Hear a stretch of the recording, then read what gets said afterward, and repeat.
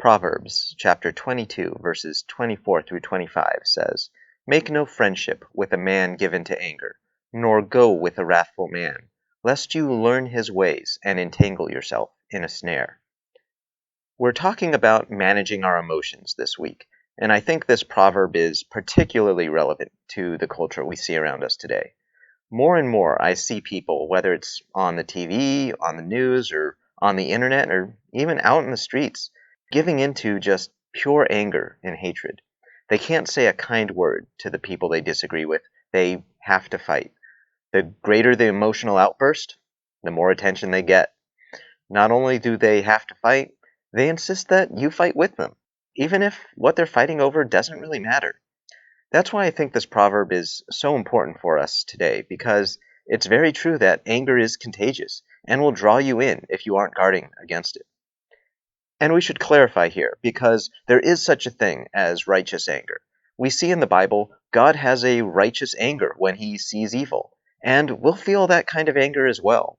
When we see evil going unpunished, when we see suffering and tragedy, in our hearts we can feel an anger and a strong desire to do what is right. But that anger needs to be guided by wisdom, because if we just act on emotion alone, we're going to find that we almost always do more harm than good. Unfortunately, acting on emotion alone seems to be pretty popular in our culture today. Like we talked about on Sunday, we can see it in movies like Inside Out, where we have a character, Riley, who's completely controlled by her emotions.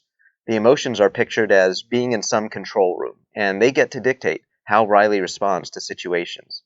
And anger is there, of course, ready to catch on fire and break things.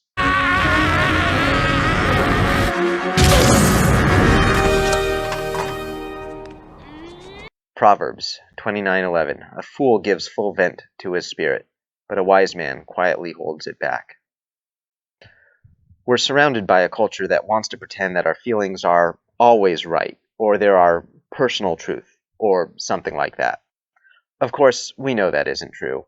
How many times have you reacted to something, and sometime later realized maybe you overreacted? Or maybe your reaction wasn't based on accurate information. And you know what? We learn from those mistakes. We gain wisdom, so in the future we're able to respond in a better way. It's okay to admit that we made a mistake in how we reacted to something, because we're all going to do it from time to time. We just treat it as a learning experience, and apologize when we need to. So what can we do to reduce the chance of responding to a situation with too much anger?